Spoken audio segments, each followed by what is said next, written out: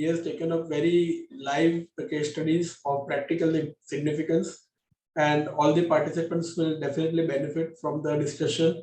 And I also had a chat with Anish bhai. He has taken pains to add flavor to the case studies by giving additional facts so that the discussion becomes more and more interesting. Before I request Anish bhai to start, I'll request Prerna to introduce Anish bhai. Though for most of the participants, because I've seen names of very familiar friends in the attendees list, but still for the sake of the new participants, Prerna, you can please introduce Anish bhai. Sure, sir.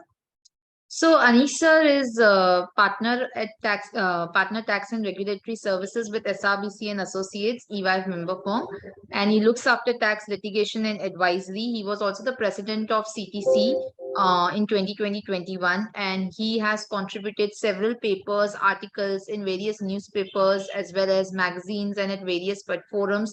He has been a regular speaker, and it's a pleasure to have him today. So thank you so much, Anish sir. Thank you, Prerna. Thank you so much for the kind words of introduction. And it is my pleasure, and I would express my deepest gratitude to IFA, to Nilesh bhai, to Prerna, to everybody of you who have been here today. Obviously, of course, we are meeting in a virtual environment. And I wish that we go back to the days of physical study circles, where we actually, meet face to face, because there is no substitute in my view for face-to-face interaction. So I would think that, it is my pleasure and my privilege.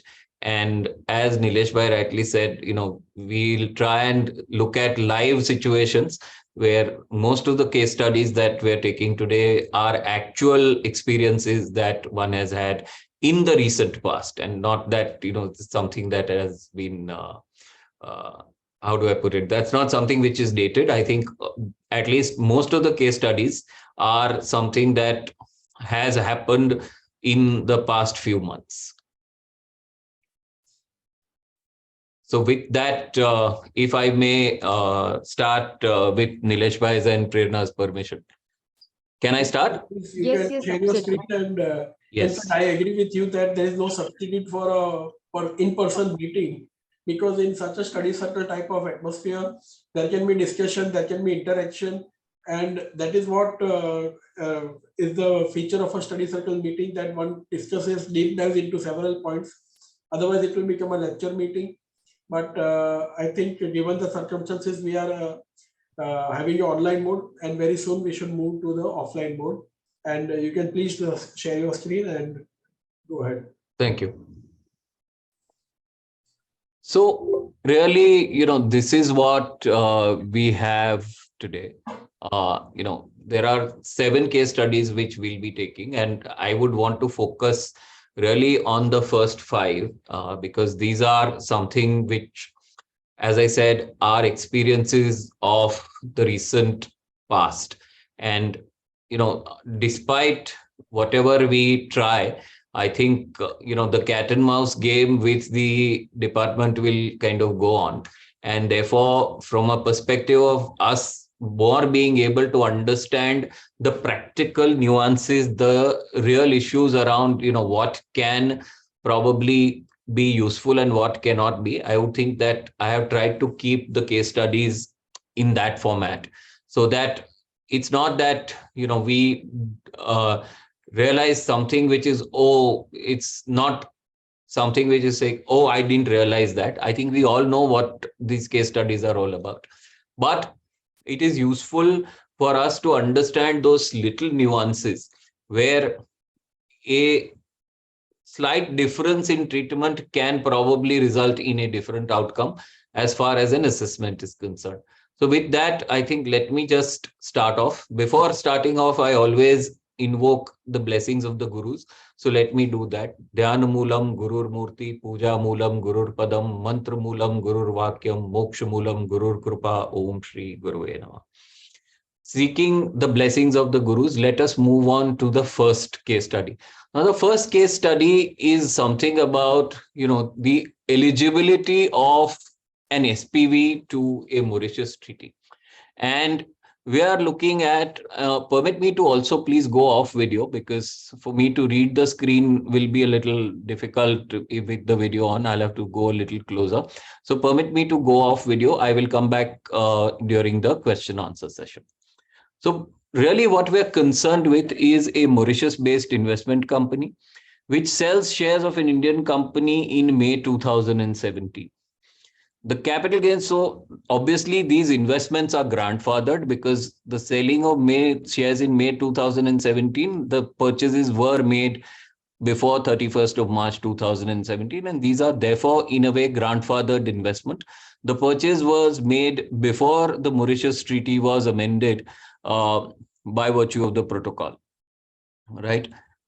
And therefore the SPV, which is PQR, has claimed the benefit of Article 13, Para 4 of the Mauritius Treaty, where, as we are told, the shares are purchased in 2008 in February. Now, obviously, there is a draft order which the assessing officer has passed denying the treaty benefit. And what are the contentions of the assessing officer?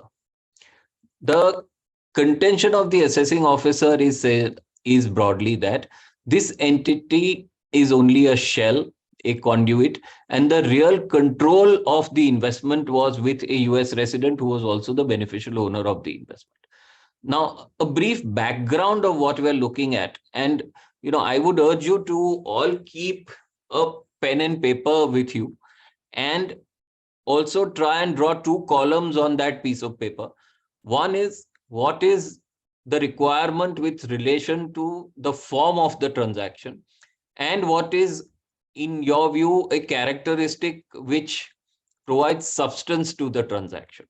For example, the existence of a valid TRC, I would believe, is only form.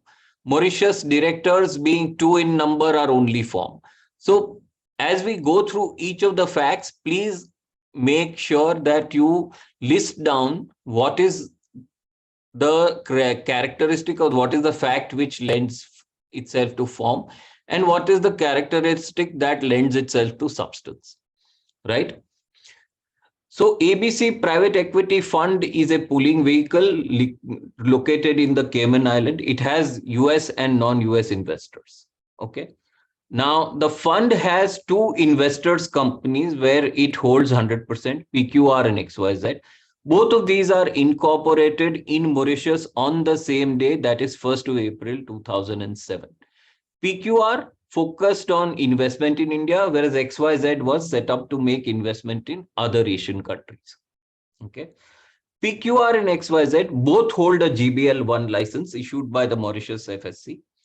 PQR is also registered as a foreign venture capital fund in India with SEBI.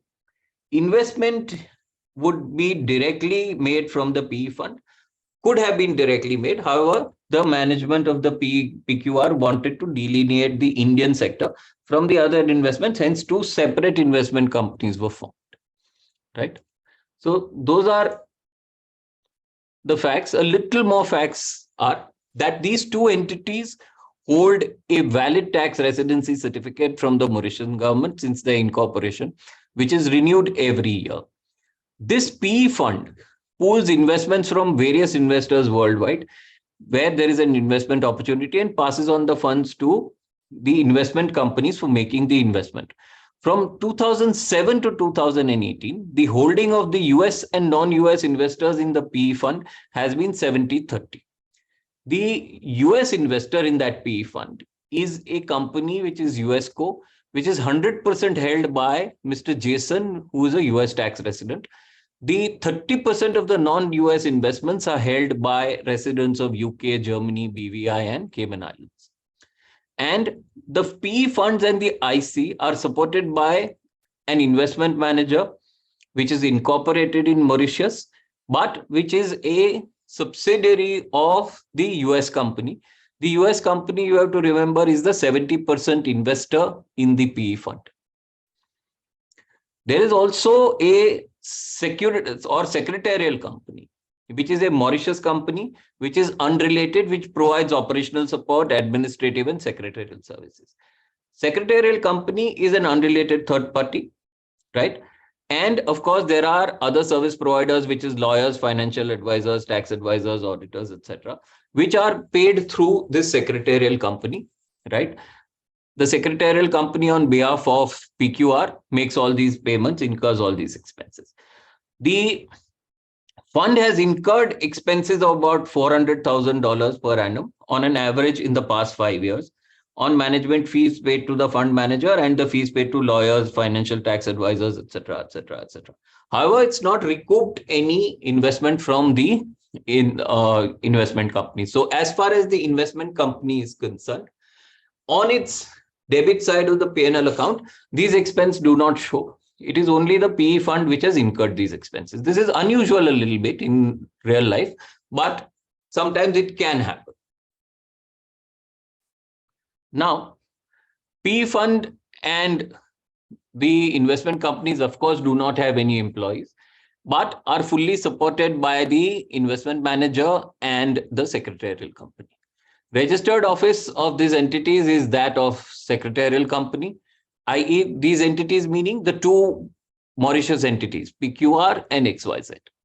The board meetings are also held there itself with video conferencing facility made available for non-Mauritius based directors. Okay.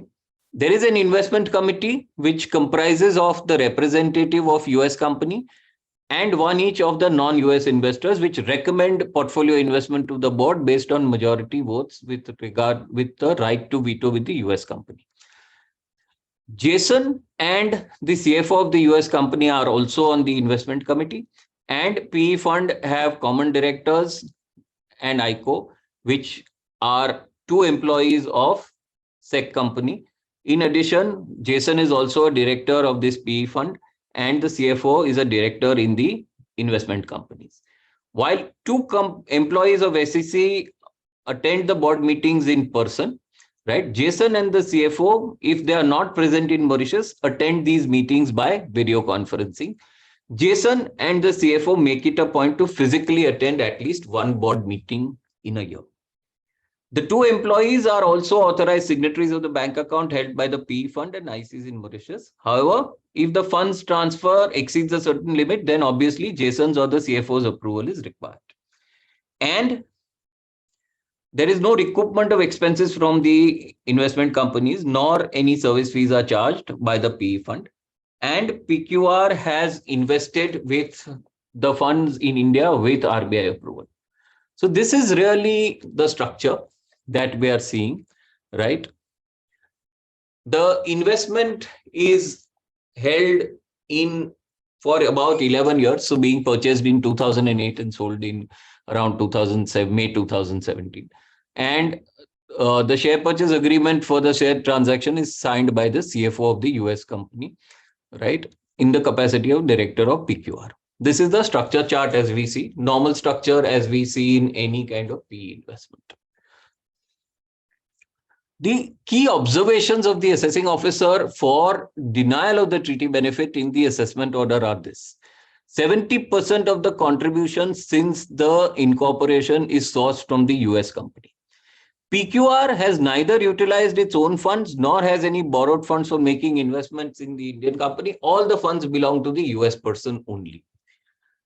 If the investors would have directly invested in Indian shares, the capital gains would have been taxable since US, UK, Germany, BVI, and Cayman Islands either do not have a tax treaty at all, nor there is any favorable treatment in the US and UK or Germany, right? BVI and Cayman Islands do not have a treaty. Now, since US company, had the major investment, it made more sense for the fund to set up in a tax haven like Cayman, which is practically, economically, and financially,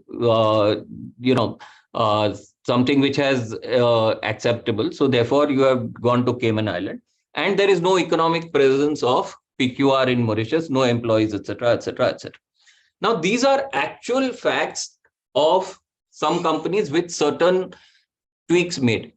And what is the basic thrust of the assessing officer? The basic thrust of the assessing officer is that because you are a SPV, because you do not have any substance in Mauritius, only a office, into inverted commas, a rented office, and into inverted commas, dirt cheap rented directors. Therefore, your substance in Mauritius is not there, despite you having a TRC and this thing. So effectively, there is no decision making at the Mauritius level, right? The US investor has a dominant investment, and therefore he is really, in a way, the person who is controlling the movement of money, okay? Or his nominee, which is the US CFO, is controlling the money. Funds, again, are transferred by way of buyback when they are realized immediately without any tax payable in Mauritius. And in the news item reported in India, it is mentioned that the PE fund and not PQR company has sold the Indian investment.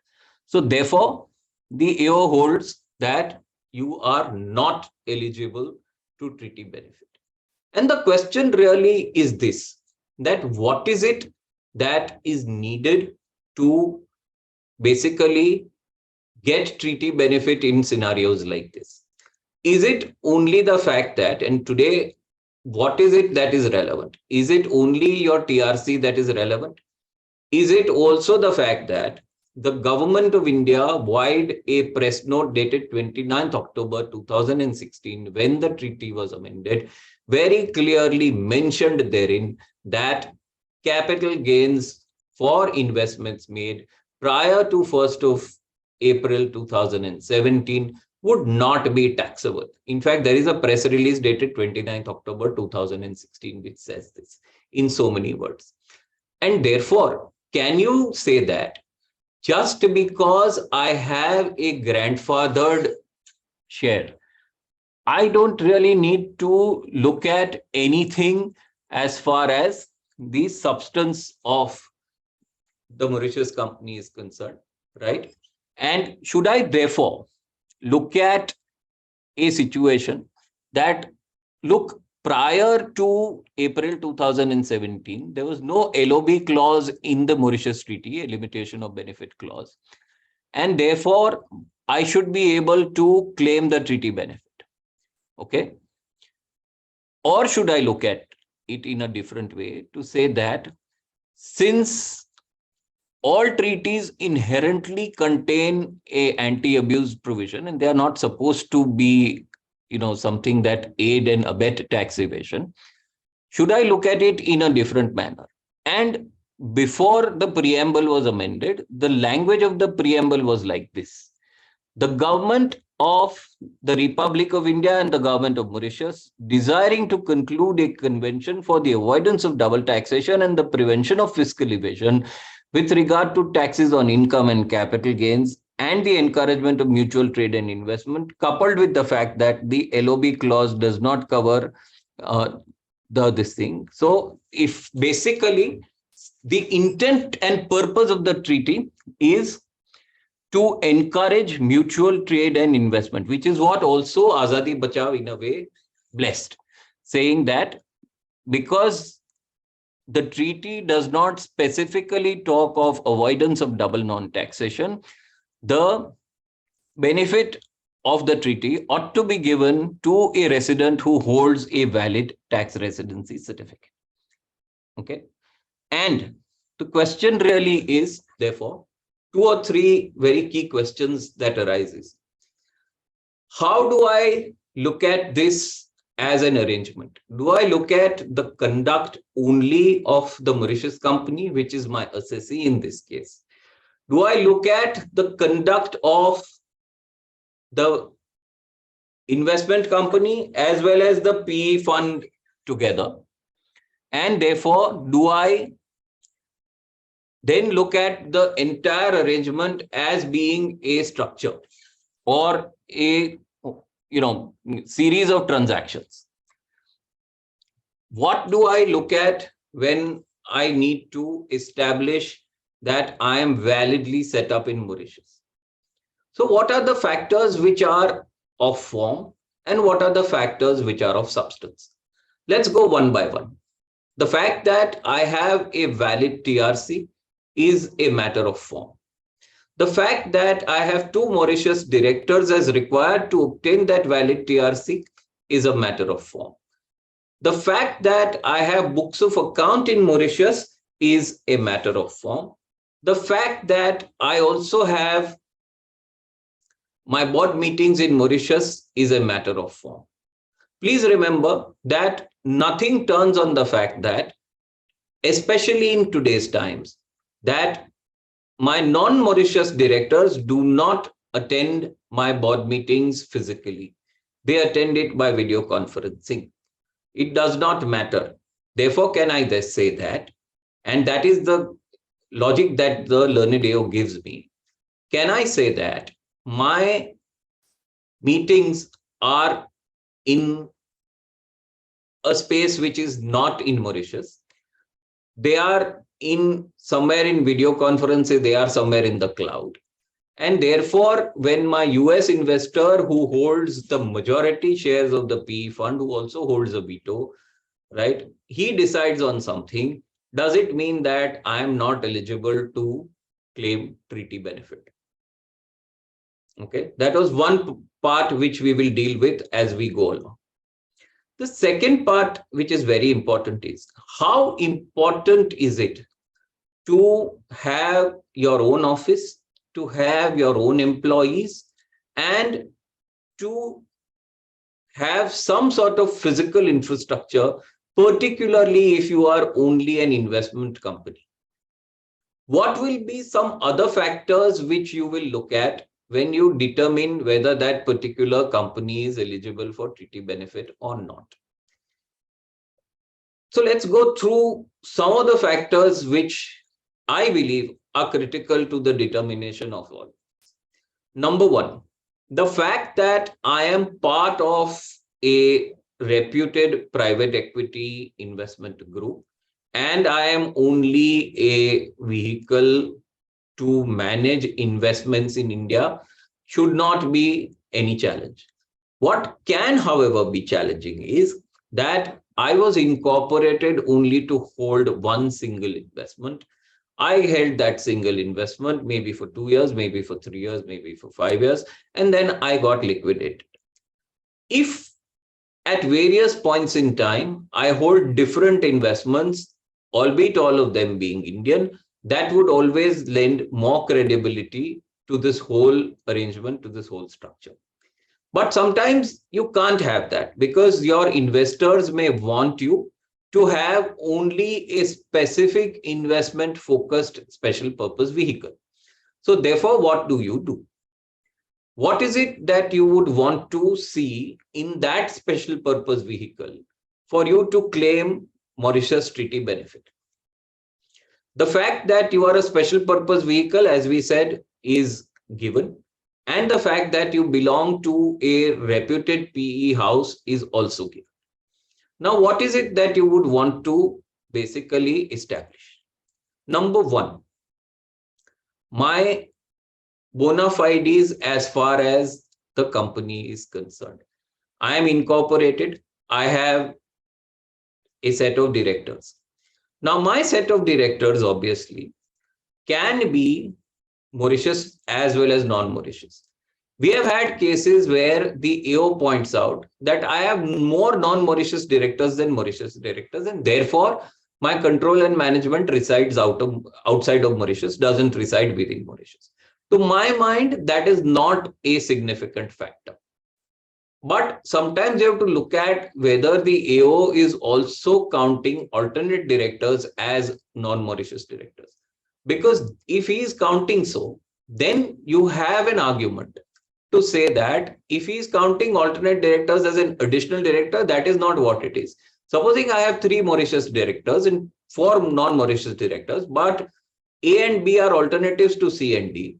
And then I only have 2 non-Mauritius directors and 3 Mauritius directors. So I have a majority. Not that it itself will make any difference at all. But those are small things which one has to actually see.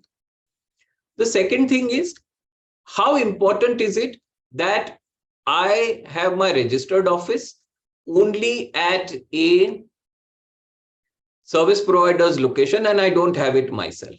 I do not pay expenditure by way of rent.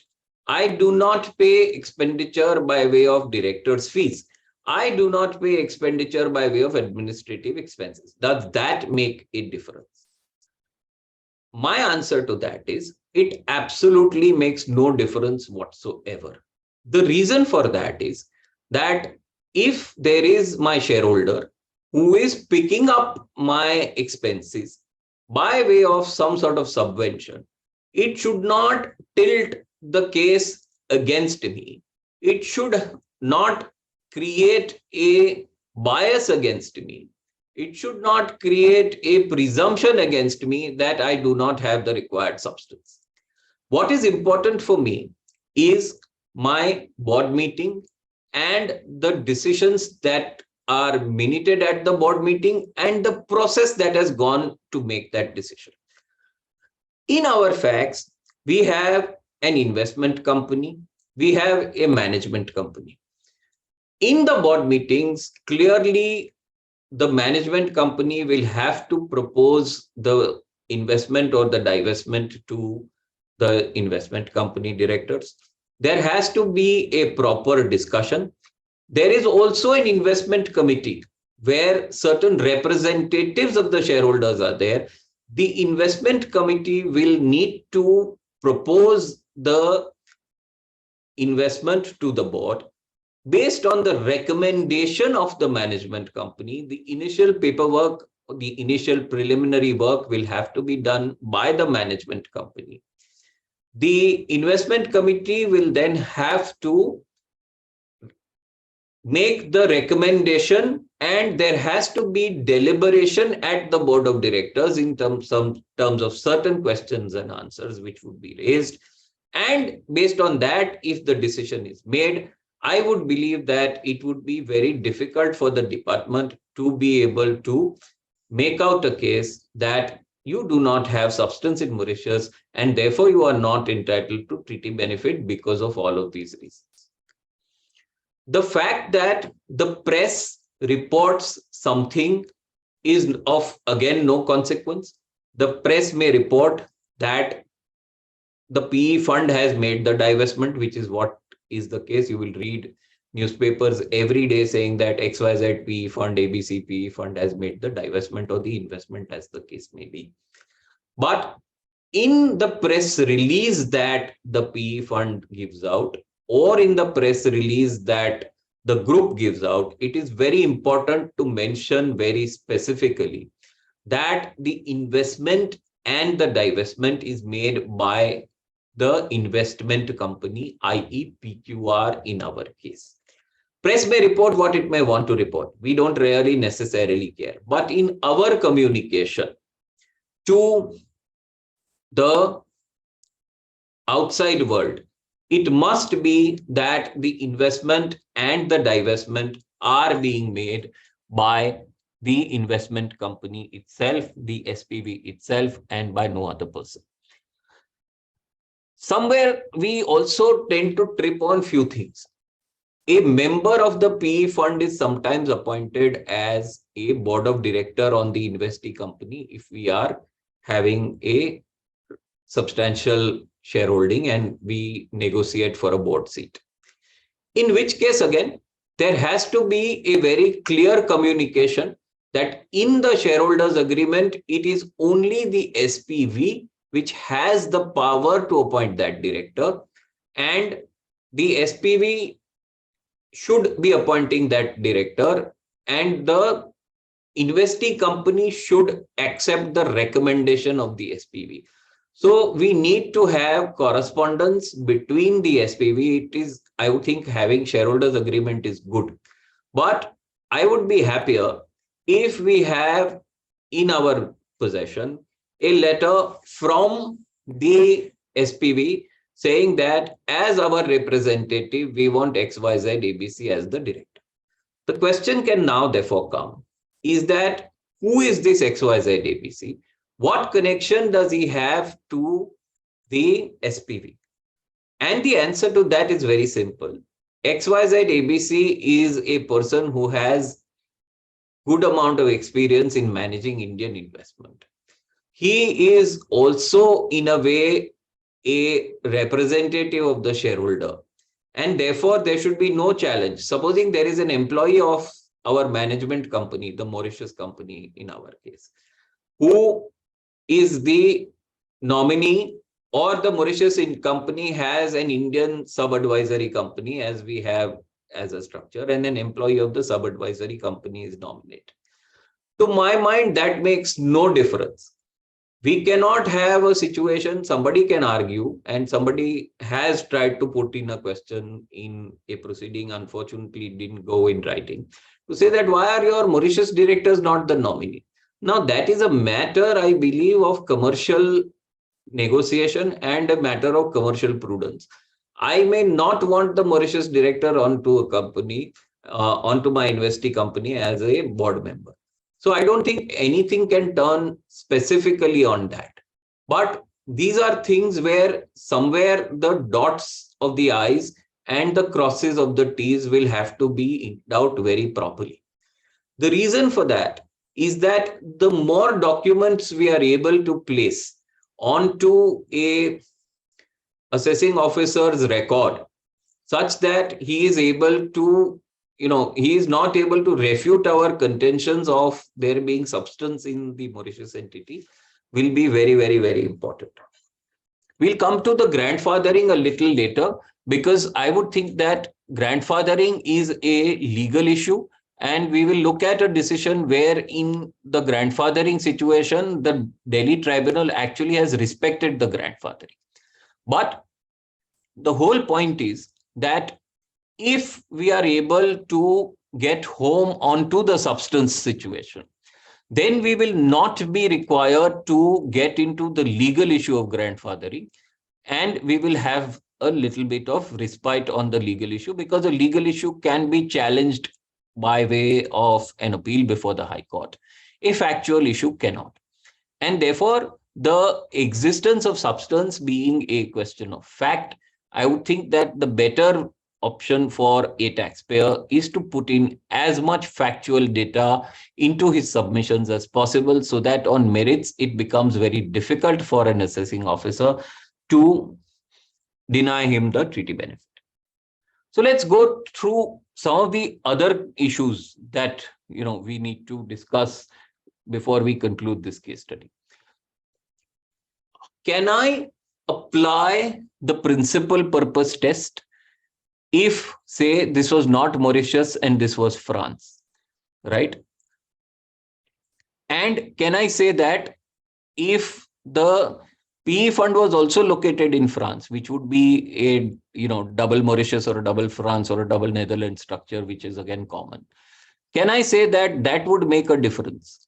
Now, that would make a difference. The only thing is that as far as the SPV is concerned, the SPV substance will have to be met at least to a certain extent. And what is it that you will have to do? My understanding of this issue is that whatever is needed by way of form has to be absolutely managed. It has to be there on record. So if I on form need a valid TRC, then I need a valid TRC. For that valid TRC, whatever condition I need to satisfy, that conditions need to get satisfied. If I need more than 2 Mauritius directors, I should have 2 Mauritius directors. I need the bare minimum 2, I must have the bare minimum 2, right? Now, once the form is already done and we tick off everything on the form, then whatever we add by way of substance will always make the case in our favor. And therefore, the things that we talked about, the correspondence, the way the minutes are written, right? The way people conduct themselves. For example, in one of our cases, the AO actually found that some of the Mauritius directors were associated with companies which were mentioned in the Paradise Papers. Now, if that is the case, then, how do you kind of refute that? So we did a little bit of digging and we found out that the directors had already resigned before the Paradise Papers news broke out. So they were already removed from service by the service provider. Now, if some of these things are able to be brought on record, that is great. Sometimes what happens is that the assessing officer does not give you an opportunity to put forward your case. He will issue you a show cause on the third last day before time barring. He will expect you to respond to that show cause notice within 24 hours. And that is the bigger challenge that one has, that once you get a show cause notice on the last or the second last day, where you have thousands of contentions thrown at you, like the fact that you didn't really, make it out in the press that the SPV had made the divestment or the investment, as the case may be. Your directors are not up to the mark. You don't have any expenditure at all in the SPV company. Then typically what happens is you will go on to the back foot. Therefore, my suggestion is that when we actually look at the return filing and the filing position of any Mauritius company, it would be worth our while to make certain inquiries in terms of what are all these, proof that we have that the Mauritius company is indeed into inverted commas with substance, commas closed. Because what will happen is that at every point in time, one will have to always live with the ghost of substance being, thrown at us. So effectively, I think what we need to do is that we need to be very clear that whatever we can add by way of substance is, there on record at the earliest possible, moment. Because what will happen is that the later we submit, the more suspicious the authorities do become. And therefore, that's very, very important.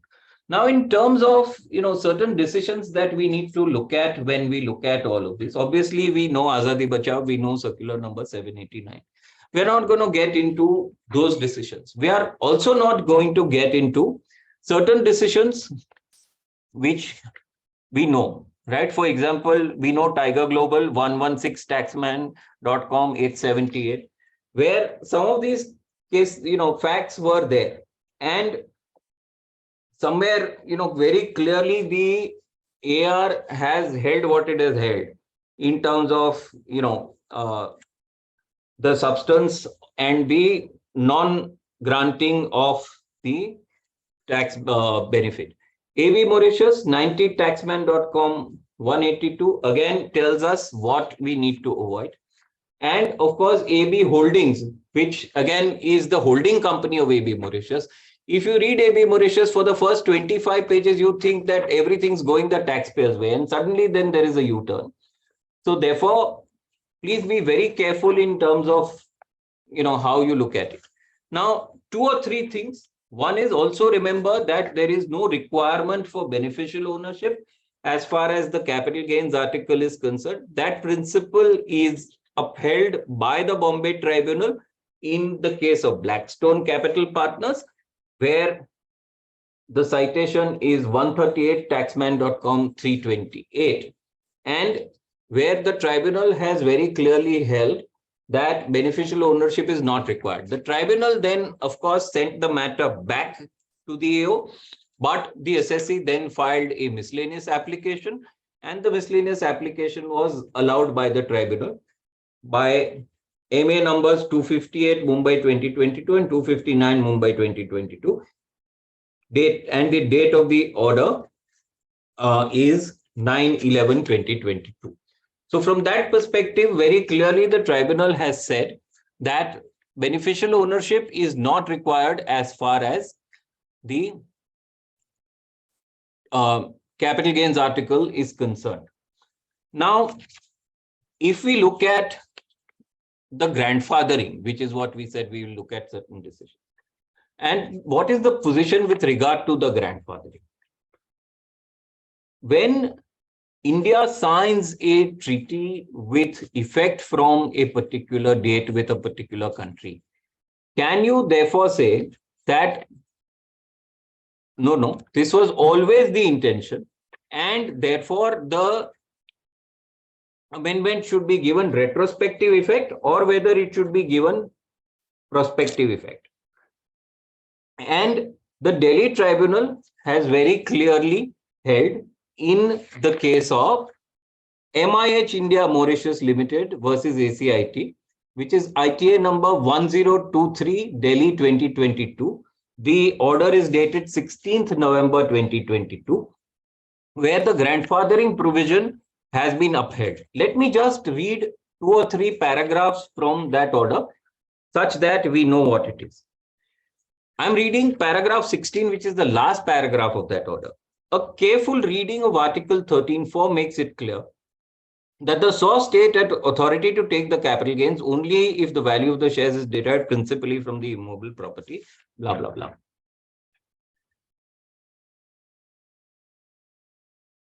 In other words, it has to be proved that the Indian company in which the SSC had invested the money towards equity was principally holding immovable property. So they say that only and only if the company held immovable property in the source state, then and only then you will be able to. And therefore, if that is not the case, then the Mauritius Treaty has to be respected. It actually goes on to say that either the statute applies proprio vigor or it does not. There is no question of fiscal statute by intendment if the expressed words do not apply. We must say that unfortunately the assessing officer has made an acceptable and a desperate and unacceptable attempt to overcome the ratio laid down by the Honorable Supreme Court in Azadi Bachao by anticipating a futuristic event of ratification of MLI, providing amendment to the preamble of the India-Mauritius Treaty by the Mauritius government. So unfortunately, that is the way the department is going, and the tribunal has actually kind of stuck this whole issue down. But the fact of the matter is that I have had 2 cases in the recent past where the grandfathering has not just been respected, and therefore you cannot have the principal purpose test apply retrospectively. But that's what the department is trying to do. Now, we come to a little bit more granular issue in terms of this whole thing. That from the standpoint of the buyer, whether the burden of proof is on the payer or the tax authorities to establish the beneficial ownership and or the substance of the transaction. Now, as far as a payer is concerned, what is its obligation? Can it say that, or can the tax authorities go after the payer to say that, look, you should have established that the Mauritius entity is genuine or not, right? It cannot. So you should not have relied on the representations that the seller gave you. You should have done your own independent due diligence. And therefore, if there is a taxability on the hands of the seller, we will catch you as the buyer, and we will either make you an assessee in default as far as section 201 of the act is concerned, or then we will treat you as an agent of the seller. Now, I would think that that would be a little difficult to foist onto the buyer. The reason for that being is that the buyer ultimately, yes, does a little bit of due diligence before buying in investment. And in the PE context, that is correct. But as far as the history of the seller is concerned, as far as the history of the investment holding is concerned, he really has no visibility. And therefore, it would be very difficult for the buyer to do a complete due diligence on the whole thing. And so long as, therefore, the buyer is able to prove that he has been substantially careful in terms of this thing, he's not accepted everything at face value. He's asked for basic documents like the TRC, like the fact that there are 2 Mauritius directors, like the fact that board meetings are held in Mauritius. All of that, if that is the asked for, I would think that it would be very difficult to foist a liability onto the buyer.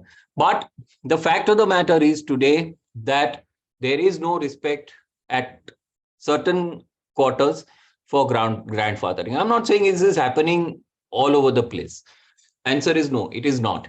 But in certain situations, the grandfathering is not being respected.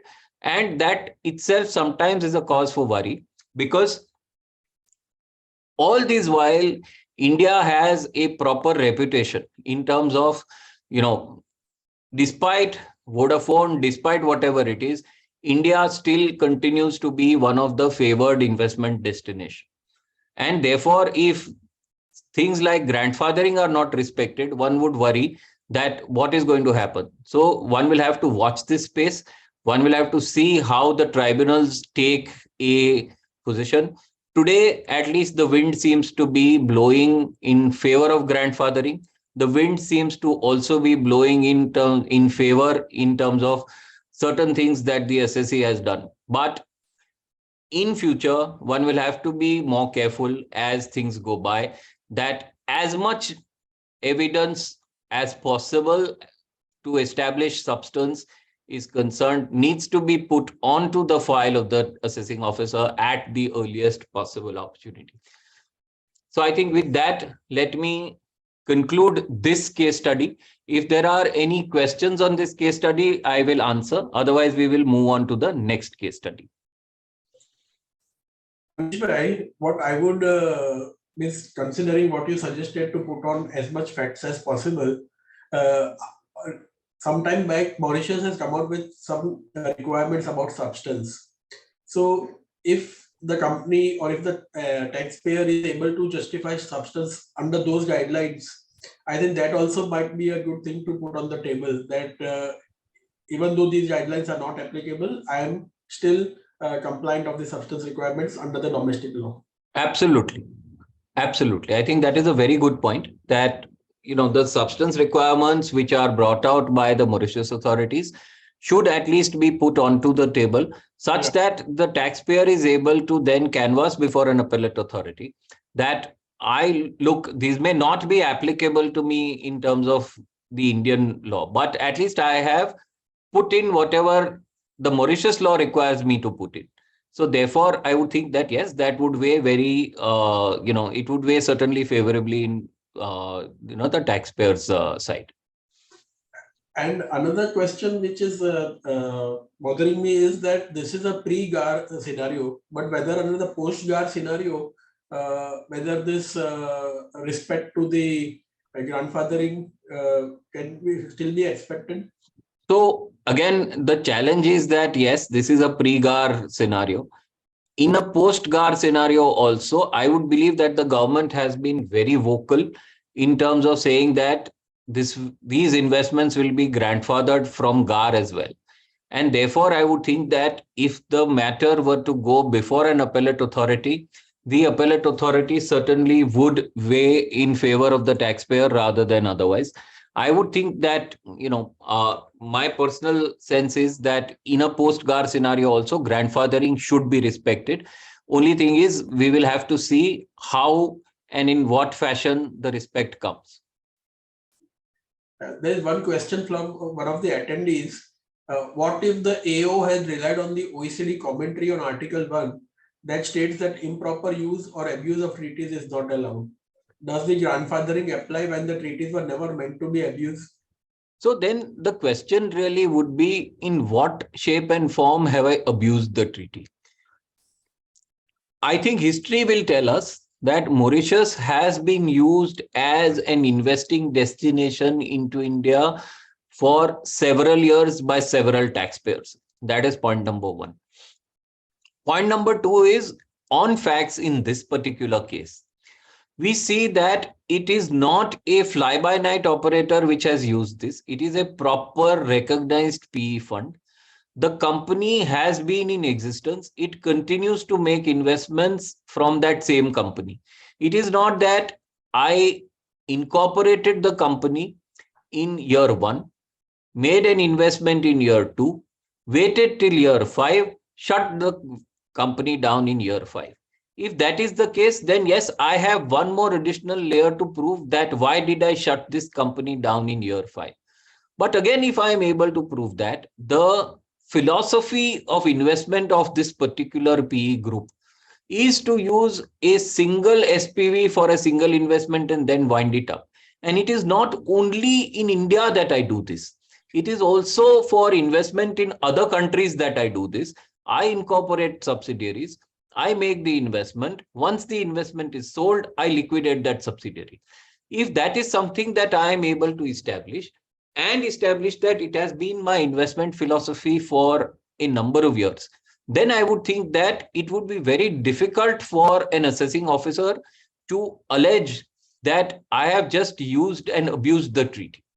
I would think that, ultimately, substance is a fact-based phenomenon.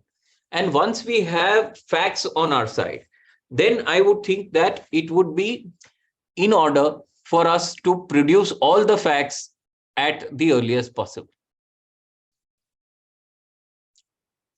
So, Nilesh bhai, if there are no other questions, let's move on to the next case study. Yes, please. The next case study is again something which has happened, which has seen the headlines in the newspapers being, mentioned, that beneficial ownership for dividend has been questioned. Now, let us look at the facts of our case study. I am US company. I am a investment pooling vehicle which raises funds from various investors, primarily from within my home country. I am investing in startup companies. Okay. I do not invest in any and every company. I invest only in a specific set of companies. For my non-US investment, I have a holding company in Italy, which directly or indirectly holds shareholding in Asia and in European regions. In most cases, my investment is minority, which is 5 to 15%. From out of this investment proceeds and accumulated earnings, my Italy company identified the opportunity way back in 2010 in investing in one Indian company, which has now turned out to be a unicorn. And Italy company invested in Indian company through its wholly owned subsidiary, which is a Netherlands company. So please remember the fact that as far as Italy company is concerned, Italy company has not made a call for investment from US company. It has, from its own disinvestment proceeds and accumulated earnings, identified the opportunity of investing in India and has invested in India. The investment in India is, of course, obviously made through a wholly owned subsidiary, which is Netherlands company. For the purpose of better tax flow management and tax efficiency at Italy and US, Italy company had invested in Netherlands company by way of mix of loan, which is more predominant, and equity, which is a smaller component. Netherlands company has in turn invested in equity shares and compulsorily convertible preference shares of Indian company. Since 2015, Indian company has regularly paid dividend on equity shares and the compulsorily convertible preference shares. Till March 2020, dividend was paid subject to DDT, and there was therefore no challenge. In respect of dividend paid for 21-22 and proposed dividend to be paid in September 2022, questions have arisen about the treaty entitlement of N company. And let us look at some of the facts as far as N company, the Netherlands company, is concerned. Since 2010, Netherlands is a validly organized company which fulfills substance requirement in Netherlands. It also holds a valid tax residency certificate issued by the Netherlands tax authorities. It is a signatory to various shareholders agreements signed by Indian company with Netherlands company and other investors. It receives notice of shareholders meetings and its directors participate in general meeting either by themselves or through by a proxy. Board of directors, 5 directors, 3 directors are also directors of Italy company and are located in the US as employee of the US company. The other 2 are local directors, one of whom is an employee of the service provider company, which looks after the corporate and other compliance requirements of Netherlands company. Netherlands company has its own bank account in Italy, which is operated by non-resident directors. Basis informal discussion of the board of directors of Netherlands with Italy, the board of Netherlands has redistributed dividend received from Indian company without much time lag, say 5 to 7 days, to Italy company, either by way of payment of interest of loan or by payment of loan. Till date, Netherlands company has not declared any dividend to Italy company. And Italy is, of course, a holding company which has multiple non-US investments. Funds received from Netherlands company are generally deployed for making further investments at Italy level. So they don't go back to the US. Group has identified certain other investment opportunities outside India in view of shortage of liquidity pursuant to the pandemic. It is in needs of funds for the purpose of making investment. Thus, it is likely that Netherlands company may transfer some part of its holding in ICO during FY 22-23. Now, the role played by the board of directors is like this. There are common directors of Italy and Netherlands, which participate in the decision for disinvestment. At the time of investment in Indian company, Italy company had transferred funds to Indian company from its own bank account, since new Netherlands company's bank account was not operated due to operational issues. If the group were to wait, the investment in Indian company would have been a missed opportunity. So on a later date, documentation have been maintained and ratified, which provides details of the reason for the investment directly through Italy on behalf of Netherlands company.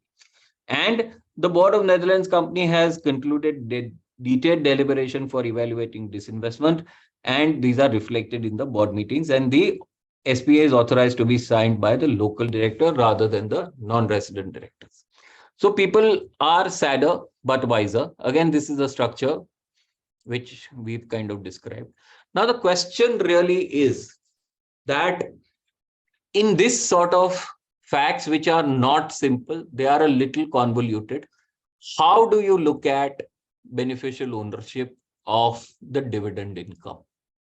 And what is it that you look at? Do you look at the legal form of the transaction to say that there is no dividend which has flown back to the Italy company from the Netherlands company? Netherlands company has received only dividend from Indian company. It has paid back to the Italy company interest and principal. And therefore, there is no question of looking at beneficial ownership, since it is not dividend which has gone back, right? Can I look at it in that fashion? Or should I be looking at it in a situation where to say that, no, there is certainly something which has gone back to the Netherlands, to the Italian company. It is gone back in 5 or 7 days, admittedly. I also have to look at surrounding circumstances, that when the investment in Indian company was made, the investment was not made by Netherlands, but was made by Italy. I have certain directors who are majority, which are non-resident in Netherlands. And does the fact that I also am now a little more careful in terms of who signs my shareholders agreements, in terms of who looks at, how do I document my sale? Does that make any difference? So we'll have to look at all of this. Let us look at it very, very, in seriatim in terms of this thing. Now, first, do I look at the legal way? Do I look at it in terms of the timing, right? Do I look at the fact that the traditional concept of beneficial ownership was, if there is a arrangement, either by way of an overriding title, or then by way of a contract, where I transmit what I get to somebody else, then I am not the beneficial owner. Do I look at it in terms of the timing, to say that because I have remitted back the amount, right, in a short time, then I am not the beneficial owner? Or do I look at it in terms of the function, in terms of what does the Italy company do with that money, right? Does it really, what is the entrepreneurial, nature of the Italy company?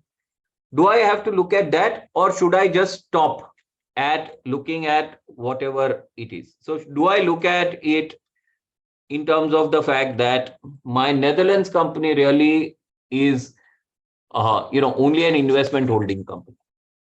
And I think it is very important to understand 2 or 3 concepts. One is, can I divorce beneficial ownership of income from the beneficial ownership of the underlying asset? Or should I look at the two together? So therefore, if I have dividend, particularly dividend, I think this is more relevant in the context of dividend rather than in the context of interest or royalty. It can to some extent apply to royalty also.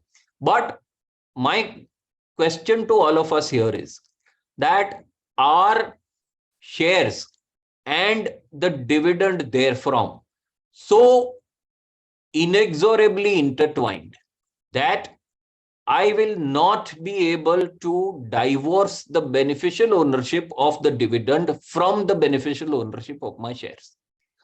And therefore, in determining the beneficial ownership of my dividend, should I also look at the beneficial ownership of my shares also? And if I have to do that, then what is it that I have to look at? So this is the first question, really. And, if I look at some of these decisions which I have mentioned here, right? The Indofood decision, for example, or the Velcro Canada, right? There, what has been the traditional way beneficial ownership has been looked at? I have to look at 4 tests: possession, use, risk, and control, or the PERC test as we call it. Now, if I test this from a dividend perspective in our facts, possession, if I see how the Netherlands company has dealt with this, yes, it has remitted the amount back in a few days, but it has not remitted the amount of dividend. What it has remitted is interest and principal. So therefore, possession clearly remains with the Netherlands company. Use. Now, use will always depend on the facts of the case, right? That did I evaluate an opportunity? Did I have to look at a situation where I could have invested this money in my own home country in a different instrument more profitably? And maybe could I have generated more returns to pay back the loan or the interest? Or should I look at it in terms of the fact that I already have a liability sitting on my head in terms of my loan from my holding company, and therefore, even if I paid this money back to the holding company, partly by way of repayment of interest, partly by way of repayment of principal, should I say that I am the user of this money? And I would think that I would believe that I am the user of this money, because ultimately the ethos of any prudent businessman would be that I want to get rid of my debt as soon as I possibly can. And therefore, my sense is that I would always have to get rid of my debt. And therefore, if I remitted the money back to my holding company by retiring some part of the debt and by also paying some of the interest liability, I should not be regarded to be somebody who does not have the use of the funds. As far as risk is concerned, again, I run the risk of, non-repayment of the loan. I run the risk of non-receipt of the dividend. I run the risk of receiving less dividend, and therefore the risk is also with me. And control, obviously, it is for me. My board of directors have decided. My board of directors have said, you please act like a prudent businessman. You repay back the loan and you repay back the interest. Therefore, if I look at a very, very old school view of beneficial ownership, then I would believe that I satisfy this perk test.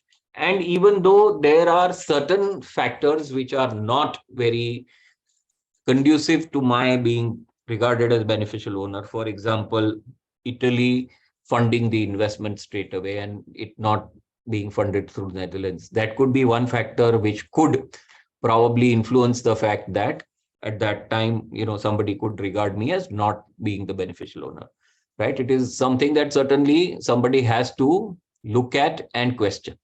Now, per se, by itself, it may not be a determinative factor, but it certainly is something that will put some doubt into the mind. How I organize myself, how do I conduct my board meetings, is also something that will influence my beneficial ownership, right? So this is really, in a way, a very traditional way of looking to beneficial ownership. But today, frankly, if you ask me, times are changing. And really, times are changing because ultimately, beneficial ownership is looked at very differently by courts today. And to illustrate, let me just bring you a decision of the Danish Supreme Court, where there were two decisions which were rendered on 9th of January 2023, right? In one case, there was a company Y, which was in Denmark. There was dividend distributions from Y to C, its Cyprus parent company. This Cyprus parent subsequently used this dividend to pay principal and interest to its own Bermuda parent company. And the Bermuda parent company then paid dividend to a US parent company. So therefore, the situation was somewhat similar to what we were describing, except that in our case, Italy then uses the money for making its own disinvestment, other investment, sorry, not disinvestment, or other investment, right? But again, importantly, dates. The date, the time gap between the payment by the Denmark company to Cyprus company and the receipt by dividend was only about 1 month. Okay. The timing from Cyprus company to Bermuda company was 1 day. Right. So therefore, that is also important in terms of how the timing goes. Right. And the fact of the matter is that the taxpayer in that case argued that the OECD model commentary, there is no tax treaty abuse because I cannot pay dividend to somebody else who is not in the EU, i.e. Bermuda, without triggering Danish TDS. So therefore, there is no question. And, I have done this, right? But again, the Danish Supreme Court very clearly said that nothing doing. You have to look at the entire situation and you have to look at how the money has been remitted, what has been done with it, right? And the Danish Supreme Court somewhere said that, look, don't look at now the legal or the timing part of it. You look at the fact that what is it that the entity that is receiving the dividend is doing. If the entity is distributing it back immediately, what is the key entrepreneurial risk taking that this entity is doing? If the recipient is not doing something which suggests that it is the beneficial owner, then why should you kind of look at it from that perspective? So it is important today to not only look at PURC, which was the normal traditional this thing, but if you have a situation where your recipient entity is not able to deal with that dividend in whatever fashion you want. Earlier, what we used to do is we used to look at only the dividend paying entity, that the dividend paying entity is doing what it wants to do with it. But the recipient entity it is not within your jurisdiction. That's what we used to tell the tax authorities. Today, it is not the case. You will have to look at what the key entrepreneurial risk-taking functions of the recipient entity are, what it can do with that money, what it in fact has done with that money. Now, let us apply this to our case. In our Italian situation, what has the Italy company done? The Italy company has kept the money with itself. It has used the money to make certain other investments, as we had seen, right? In which case, I would believe that the facts are materially different from what we see in the Danish Supreme Court case, where the money went back to the parent of the Cyprus entity immediately. In this case, that is not the case. The Italian entity has done what it has done. And even if the Italian entity would have distributed dividend, it would have been, left to be seen in terms of, okay, what was the process of distributing that dividend? How much is the time gap? Did the Italian company at that time have any investment activity that it did? And therefore, could it have used the money there? So all of those things will be important when you look at beneficial ownership. But today, I would think that 2 or 3 things are important. Beneficial ownership of income and beneficial ownership of assets. Somewhere the distinction is slightly getting blurred. 2 is that it is not only the payer that you have to look at, it is also the conduct up the chain that you have to look at. And thirdly, the PURC test may not be the only test that you will have to see. And can you also divorce beneficial ownership from your total substance requirement, the anti-abuse provisions in the PPT and the MLI? I would think that as times will go by, the MLI will assume more importance even as far as beneficial ownership is concerned. Because what will happen is that this principal purpose test, which ultimately is an anti-abuse test, will have to be established in terms of why did you set up this particular structure. So why CCPS, why funding by way of loan will always have to be established. Otherwise, you will have a little bit of challenge. So proving beneficial ownership is going to become a little more difficult. It is easier if you distribute your dividend to a widely held company. So typically, if your company is, if your recipient of a dividend is, say, a FPI investor, it becomes so much easier to demonstrate beneficial ownership. And I don't think the department goes after the FPIs as well. But it will have to be seen in private investments in terms of how this pans out. I think that is it as far as this case study is concerned. If there are any questions, we can take that. I think we can go to the next. Yeah, let's move on to the next case study. So the next case study is an interesting one on tiebreaker rule in Singapore. Now let us look at the facts here. There's an individual. He's an Indian citizen. He's employed with an Indian company till 25th November 2020. From 1st December 2020, he relocates with his family to Singapore for employment with Singapore company. Beginning from 15th December 2020, he starts employment with Singapore company.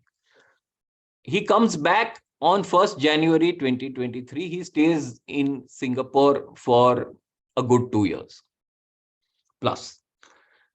He files his return in India for 21-22 relevant to FY 2021, only offering his Indian income to tax.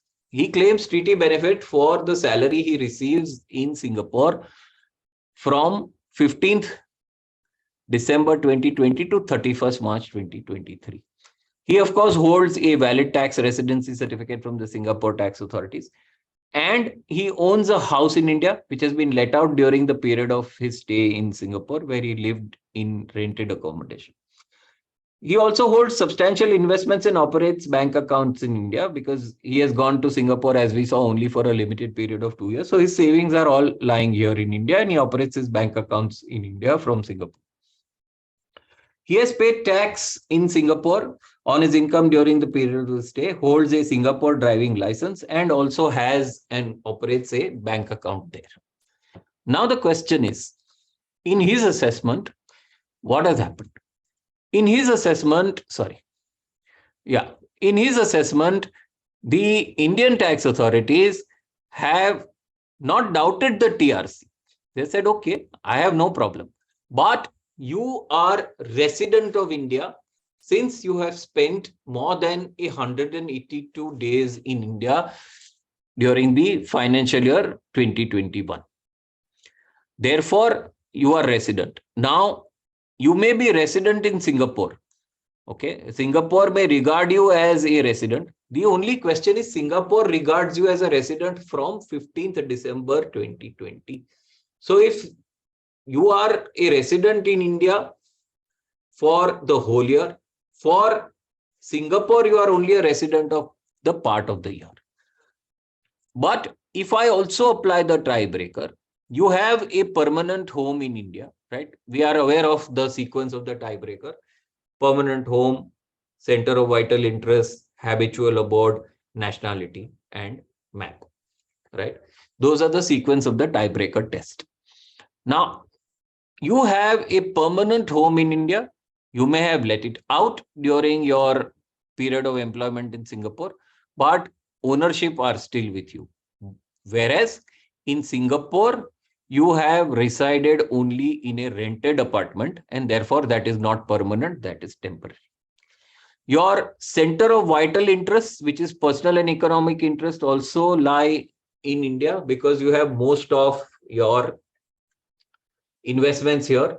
Your family may have relocated with you to Singapore, but you may have relatives here, and your center of vital interest is more linked to whatever you have by way of, money. You have your assets, you have your cars, etc. All of that remain in India. You don't have anything which is in Singapore. Habitual abode also, because you permanently return to India from 1st January 2023. So your habitual abode is also India because you always wanted to reside in India. You had gone to Singapore only and only for temporary employment, and therefore there is nothing to do with it. Nationality, I am an Indian, you are an Indian passport holder. You don't have any domicile or any kind of economic or personal interest in Singapore. You went there for 2 years, did your work, earned your money, came back. So therefore, all the tiebreaker tests come to you. Now, this is, I think, something which one will have to guard against. Sometimes, we are very enthusiastic to send our people, to different countries. So, I have heard many people say very loosely, "Arey, ye India mein kya rakha hai? Chale jao Hong Kong, chale jao Singapore." So some of these challenges will come.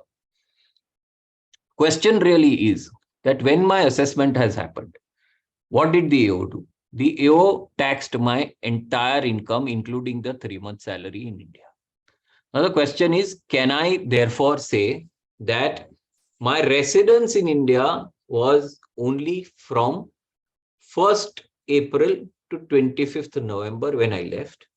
Right? I joined employment there on 15th of December, but I was employed in India only till 25th of November.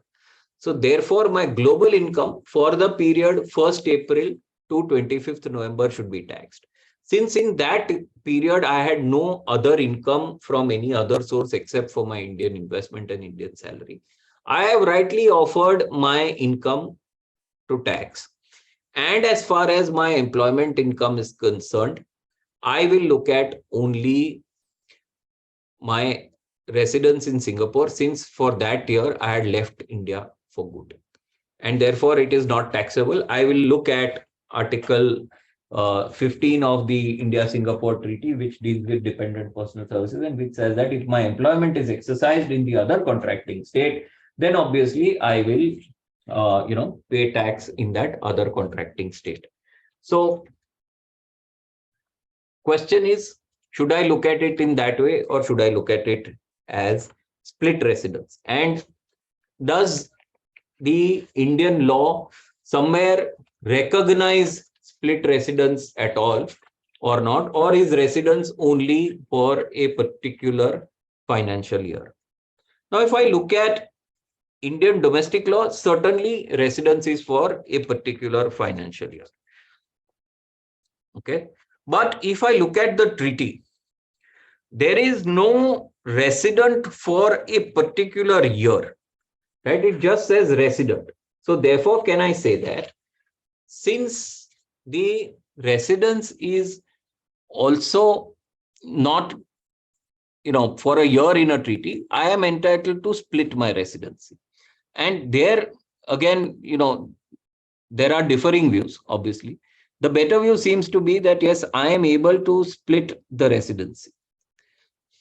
And therefore, there should be no question. So therefore, if I am resident, then the next question, that if I am resident indeed in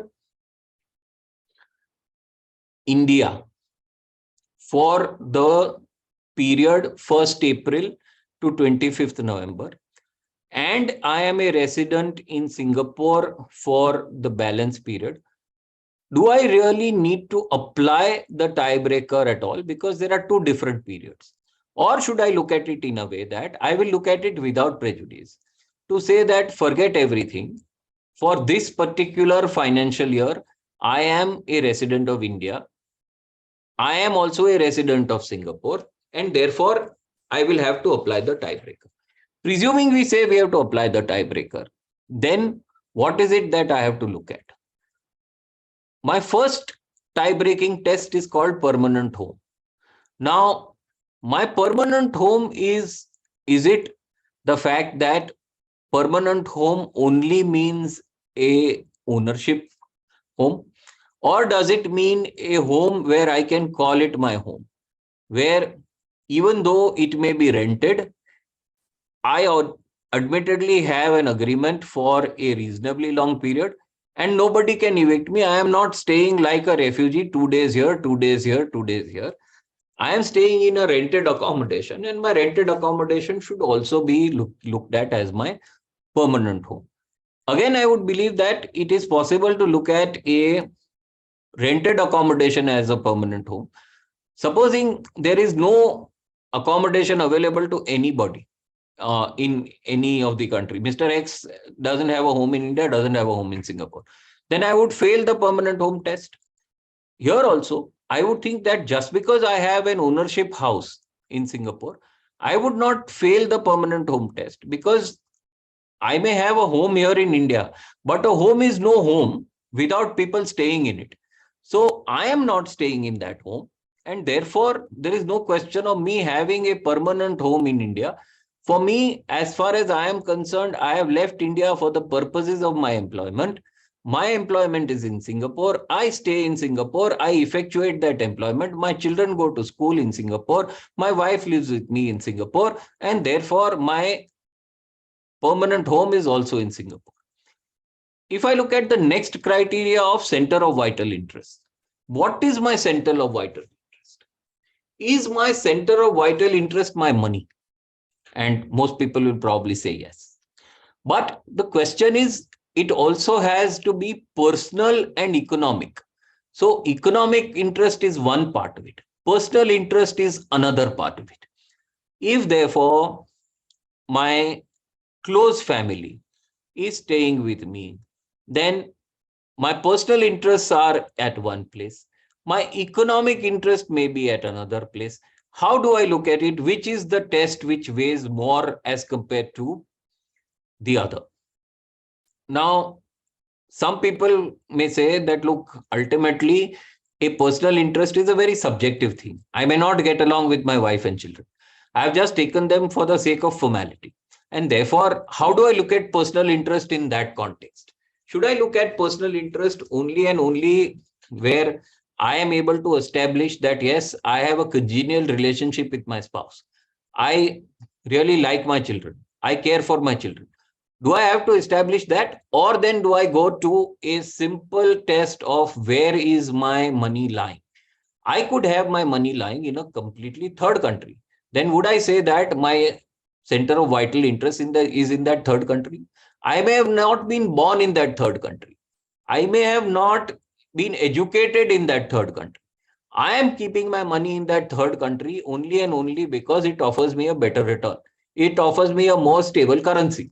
And therefore, if in my example here, I am not keeping my money in India, I am not keeping my money in Singapore, but I am keeping them in a third country subject to FEMA permitting me, right? And over the years, I have accumulated a substantial amount of money there. Do my vital interests lie there? And I would think no. One will have to give as much importance to the personal as well as the economic interest. And I would think that it would be important to see where the family stays. Whether somebody gets along with the family or not, I don't think is important. The fact of the matter is that the person has taken the family along with him. That itself means that there is some interest there. So I would think that, people kind of make very weird allegations sometimes, saying your wife has an independent source of income. In one assessment, somebody has actually done that, to say that your wife has an independent source of income. So there is no personal interest here. She earns her on her own. She earns from some source which is not in Singapore. Okay. So it is again crazy, because in this case, the wife was a consultant doing, online consulting for various people across the world. So people, unfortunately use very, how do I put it, unscientific criteria. Then habitual abode. Now, what is habitual abode? Where do I stay? Where do I call my abode? Where do I go home to? If that is what it is, then yes, my habitual abode is in Singapore. So therefore, question is, all these tests militate towards me being a resident of Singapore as compared to being a resident of India. And fortunately, we also now have a tribunal decision of the Delhi tribunal in Samir Malhotra's case, which is decided on 28th December 2022. Citation is 146 taxman.com 158, where in very similar facts, the Honorable Tribunal has actually held that in this case, the individual should be regarded as a resident of Singapore. Now, 2 or 3 variations to whatever we just discussed. Supposing I would not have let out my house in India during my period of stay, would that have made any kind of difference? Can somebody say that my home is in India, it is still permanent, it has not even been let out, nothing has been done, and therefore I am still a resident of India? My answer to that is it would not have made any kind of difference, because whether I let it out or I don't let it out, it does not in any way take away from the fact that I am currently residing in Singapore. I do not know when I will be back. And therefore, even if I have property located, supposing I had property located in, say, the US, for example, then can I say that I am a resident of the US only and only because I have a house in the US which is not let out? I would think not. So therefore, in my humble view, it would not have made any kind of difference if this person would have not let out his house in India during the period of stay. Now, one more variation. If Mr. X would have stayed in a house in Singapore owned by him without his family, presume that he had some relatives in Singapore and the house was received under some inheritance where his dependent mother and unmarried sister is, reside. It is valued at, say, $2 million. By the value of his Indian investments, etc., whatever will be 2.5 crores, whereas this would be 4 crores. Would that kind of make any difference in terms of where his vital interests lie? And my answer to that would be, again, it would all depend on the facts of each individual case. But if I look at it in this way, if I look at our laws, our law, and I'm talking about Hindu law, looks at wife and children as class 1 heirs, whereas you look at unmarried sister or dependent mother as class 2 heirs. So clearly, Hindu law itself makes a distinction between the closeness of the relationship of a wife and children versus a relationship of a mother and a sister. So from that perspective also, I would think that it would not have made a difference. I would think that the value of the house as compared to the value of any other investment would not make a difference. In any case, I can't look at it as 4 crores because this is an inherited house and my mother certainly has a share into this. And therefore, there is no question of this being looked at as 4 crores. But sometimes, it looks at, some of these things are very critical. People have to ask these questions. People have to understand this and then and only then decide on the tiebreaker. Tiebreaker is not an easy thing to decide. So when somebody comes to us with a question of a tiebreaker, or somebody comes to us when a question of, I want to move to a particular country. One is when he moves is very important, because from a tax perspective, you don't want a situation where for even a part of the year he pays tax doubly. So please be very careful. Secondly, when you apply the tiebreaker in a rational manner, not in a manner where somebody will be able to poke holes into your reasoning.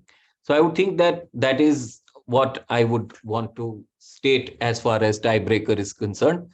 If we are okay, let us move on to the next case study, which is UAE corporate residence. Now, if I look at the facts in our case here, there is an X company which is incorporated in UAE. It has 5 directors on the board. 2 of the directors are resident of the UAE and 3 are not resident in the UAE.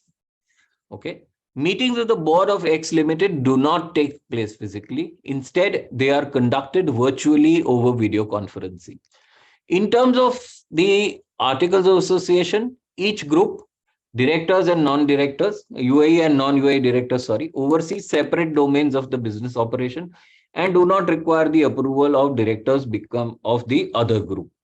But critical and important decisions require the approval of at least one member of the board of one member of each group. For example, passing of the financial statements, declaration of dividend, etc. During the assessment year 22-23, X is in receipt of some dividend income from one of its investment in India. During the course of the assessment proceedings, the tax authorities propose to deny treaty benefit to X Limited. Their contention is that in terms of Article 4.1b, which deals with UAE residents, for a company to be resident in the UAE, it should be incorporated as well as be managed and controlled wholly in the UAE. And let me read out Article 4.1b for you, such that we are able to make this very clear.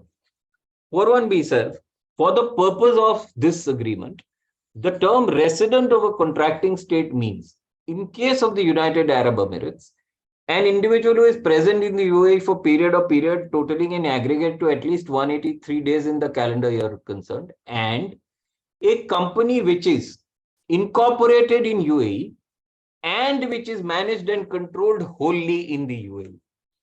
So if I look at this very, very myopically, if I look at this very literally, then I will have an interpretation which says that the assessing officer seems to be correct, right? But there is always something more to it than meets the eye. The case study is not as simple as we think it is. Please also see the tiebreaker test laid down in Rule 4, Article 4, Para 4. It says, whereby reason of the provision of paragraph 1, a person other than an individual is a resident of both contracting states, then he shall be deemed to be a resident of the state in which its place of effective management is situated. Now, there is an Article 4.3 which lays down a tiebreaker test for individuals. So this 4.4, the person which is referred to in 4.4 is a person other than an individual. And it says so also, whereby reasons for paragraph 1, a person other than an individual is a resident of both contracting states. So I have to look at how I will fall under the tiebreaker at all. right? Because the tiebreaker is there for a purpose. Now, let me look at the characteristics of residence under Indian law. And then let me look at the characteristics of residence under the treaty for a UAE company. If I look at section 6 and I look at the test of residence for companies, right? Then section 6 subsection 3 tells me that a company is said to be resident in India in any previous year if it is an Indian company or its place of effective management in that year is in India. Okay. Now, the question is, if therefore I will be a resident of India only if my place of effective management is in India, and I will be a resident in India if only and only I am managed and controlled wholly in the UAE, how do I reconcile myself to the tiebreaker ever having applied to me? And therefore, am I saying that this tiebreaker test is otiose? Am I able to contend that this tiebreaker test has no meaning because I will never ever come into the tiebreaker at all? Or is it the fact that the tiebreaker has been put into the Indian law with certain purposes in mind? And if it has been put into the treaty, sorry, not Indian law, treaty, with certain purposes in mind, and if it has been put into the treaty with certain purposes in mind, can I completely ignore it? That is a question which is vexing all of us today. And, what is it therefore? Should I then read my and as or and say that if I am incorporated in the UAE, I will be resident of the UAE, or if my place of effective management will be in UAE, I will be resident in the UAE. That is my first proposition. Should I read this and as being or? Second proposition is, what is it if indeed the and is to be read as or? What is it that will give me the comfort that my place of effective management is indeed in the UAE? Look at my facts. I have 5 directors, 2 are resident, 3 are non-resident.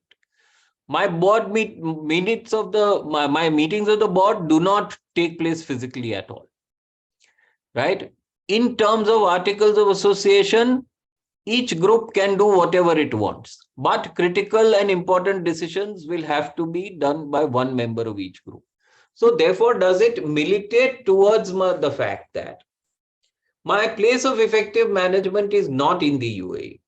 And unlike our Indian provisions, where I look at only the board meetings if I do active business, should I look at only the board meeting? If I look at only the board meetings, I am in trouble because my board meetings do not happen in the UAE. They happen only by video conferencing. Now, somebody can say that, look, the initiation of the video conferencing happens in the UAE. And therefore, there is no question about this. This board meeting should be construed as being held only and only in the UAE, and therefore I should be okay as far as the active business test is concerned, and my place of effective management should be regarded to be in the UAE. There's no answer to that question for me today. I don't have the answer, to be very honest with you. It is something that we would want to examine, and it is something that we will have to ultimately lay down and take a view on. And that view may or may not be acceptable to the appellate authorities also. But we will have to take a view to say that in this era of digitization, and as we are, conducting this study circle meeting through online means, is it that this study circle meeting is being conducted at IFA's office because it is at the instance of IFA that this study circle meeting has been initiated? Is it being conducted at my office in Dadar, where I am sitting currently, and discussing this with you, being the faculty? If I were to do this from my home, can you say that the location of the meeting is at my home? Or is it the fact that since most of you are residing in the western suburbs and listening to me, and this is a presumption, if most of you are residing in the western suburbs, then it is happening somewhere in the western suburb. Because in the era of non-physical meetings, we do not know where the meeting has been held, right? And that is a big problem. But be that as it may, it will always militate towards the fact that certainly there is a challenge in proving conclusively that the place of effective management of this company is in the UAE. Then you will have to go to all the other tests, right? Look at the director's composition. So if 2 are residents of UAE and 3 are not, then does that militate towards the fact that my place of effective management is not in the UAE? Does the fact that each business group can take its own independent decision make any difference? Does the fact that critical and important decisions will have to be taken with the concurrence of UAE group of directors ultimately tilt it back towards the fact that the place of effective management is in the UAE?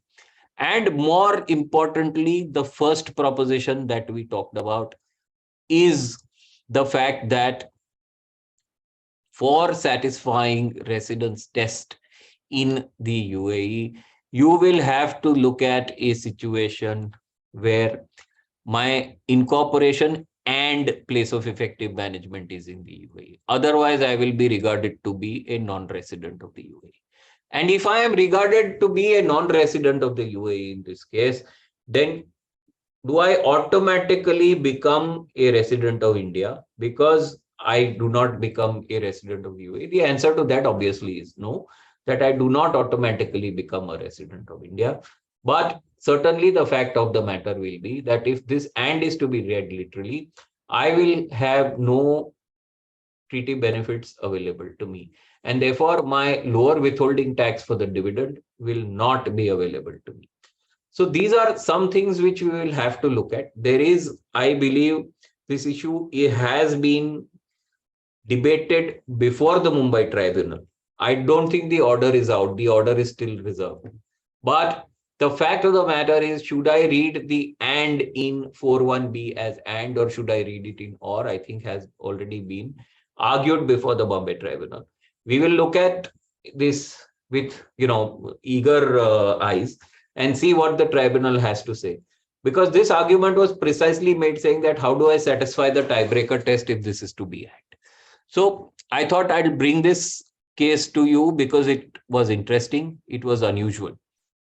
And we should, really in that sense, look at it in a very, as students of the tax law, this is very interesting.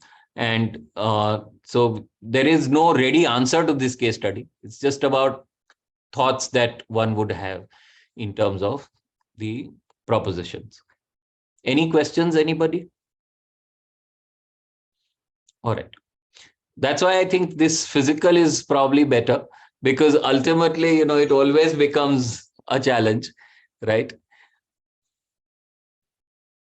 If UAE directors were not present in critical decisions, will X Limited to be still said to be controlled and management? I would think not. What is the meaning of the term wholly? We've already seen. So I don't think we need to go into this anymore. This issue also, government income, was something that I came about purely by way of chance. And purely by way of chance because we was just looking at the Singapore. Let me at least tell you this, that there are only 3 treaties where income of the government is specifically dealt with. That is Singapore, UAE, and Bangladesh. Now, the UAE and the Bangladesh treaty are actually the same. We're saying that notwithstanding the provisions of Article 13, the income of the government of one company will be exempt from tax, including capital gains tax in the other contracting state in respect of income derived by such government from that other contracting state. So the principle is very clear that if a government invests in another country, there should be no taxation on that government. And look at the two countries, UAE as well as Bangladesh, where typically India would have certain projects which they would carry out, at least particularly in Bangladesh. Contrast that with the Singapore article, Article 22. The government of a contracting state shall be exempt from tax in that other contracting state in respect of income derived by the government from sources within that other state. These type of income to which this paragraph applies are dividend, interest. No qualification, nothing, no conditions. But third, any other income or gains derived from transactions not pursuant to the conduct of commercial activities. Now that sometimes sets you thinking that why is it that this sort of an article has been mentioned in one of the treaties, right? What is it that you're trying to do? So governments can earn income from other countries, I think, in 2 or 3 ways. One is that at the instance of the other government, they will come and help the other government in terms of executing certain projects, for which they may need to make investment in certain special purpose vehicles, which they would do to fund those special purpose vehicles. Okay. Or they could ultimately, set up or bring their people straight away and set up a liaison office or whatever, or just bring their people. But let us stick to the part C, where we are concerned, income or gains derived from transactions not pursuant to the conduct of commercial activities. Now, in this situation, what will happen? If I, as government of Singapore, invest in a corporation in the government of India, which is owned by the government of India, I take a stake and I earn capital gains, can I be said to be engaged in the conduct of commercial activities? Or then I manage my treasury and I invest in India through the FDI or the FPI or the FII route, right? The FPI route now, not the FII route. But if I invest as an FPI or through the FDI route, just purely to manage my treasury, because in my own country, I do not get returns which are exponential in nature. I, like any other commercial investor, come and invest in this particular country. Then am I said to be carrying on commercial activities, or am I not said to be carrying on commercial activities? And what is the reason for the treaty to have an article like this, which basically says that you will be subject to tax in a particular country if you earn gains which are derived from transactions which are pursuant to the conduct of commercial activities? What does this mean? And, as we all know, Government of Singapore also has a subsidiary called Temasek, which acts as an investment manager, which ultimately manages some of the funds of various investors, including inter alia Government of Singapore itself. But there could also be situations where the government or a certain part of that government, for example, I'll tell you, we had one of the ministries of Korea, okay, being registered in India as an FPI. We also have central banks of certain countries which are registered in India as FPI, and they manage treasury. So would those sort of activities be classified as activities in relation to commercial activities? Because there is no literature at all available anywhere as to why this article was agreed in the form and shape it was. And what does commercial activities mean? So we try and look at, okay, where does the word commercial or commerce come in? And if we look at the Act, it comes in section 213, where business is defined. Where business is defined as trade or commerce or manufacture or any adventure or concern in the nature of trade or commerce or manufacture. And when you look at what does commerce mean in that context, commerce at least means something which involves buying and selling and earning of a profit, right? If that is what it is, then if I, as the government of a particular country, come to another country and invest in that other country purely as a treasury management function, then can I be said to be carrying on commerce? Or then can I say that, look, as far as a government is concerned, it has to ultimately provide for the welfare of the citizens. And Singapore being a developed country, the needs of the welfare of the citizens are higher because the infrastructure is so much better, the facilities are so much better. And therefore, with a country of a limited amount of population, I have no choice but to go out and invest in other countries, which offer me a better rate of return to provide my citizens with the kind of infrastructure and the kind of facilities that they have been used to over the years. And therefore, in order to do that, if I go and invest in a country which admittedly fetches me a higher return than what it fetches me in my home country, then am I said to be carrying out commercial activity? That is something that is still an open question. I don't know the answer to this question again. My personal view is that the conduct of commercial activities will have to be read in context. And the only question, therefore, is that if I use the argument that I used just now to say that as a government, I need to provide for my citizens. And in order to provide for my citizens, I am actually managing my treasury in a better manner. Then what was the need of inserting this article in the, in the treaty?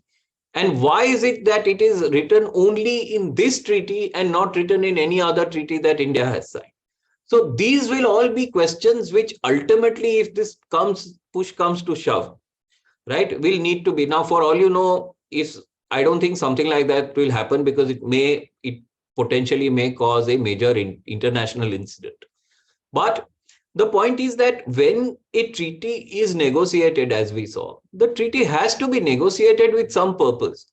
The intention of inserting something in the treaty has to be a proper intention, right? We can't say that the draftsman drafted the treaty just, without considering the impact of each and every word, therefore. They may be drafted by diplomats and not by lawyers, as we know, right? Our famous Ram Jethmalani case. But question is, what is it that is commercial and what is it that will ultimately get the government of Singapore to be taxed in India or the government of India to be taxed in Singapore is anybody's question. And, this space will have to be watched. I think we are actually out of time. There are 2 more case studies which will take some time. I would think that maybe it is, with Nilesh Bhai's permission, let us stop here. And what I will do is I will send out a PPT, which is, today this PPT does not have pointers in respect of the views of for each of these case studies. I will make that PPT. I will send out the pointers, at least, which will help us take a proper view in the matter. And on that basis, this can be circulated to each one of you. Of course, this PPT also can be circulated, but I think that would be a better value addition to all of us. So Nilesh Bhai, with that, I think, let me hand it over back to you. Sir, Nilesh sir is not there on the call. Then Prerna, back to you. Yeah. So I think, yes, sir, we can close the session, but it was honestly very, very interesting session. And I think the participants would have benefited a lot from this. So on behalf of IFA, I would like to convey a hearty congratulations and thanks to you for sparing your time and taking this wonderful session with us. So thank you so much, sir. Appreciate it. Thank you, all of you, for a patient hearing. And what I saw was that the attendance did not dip significantly. So thank you, all of you, really, for staying. Really, really appreciate it. Thank you. Thank and you wish so you all a much. very good night. Thank you, sir. Bye.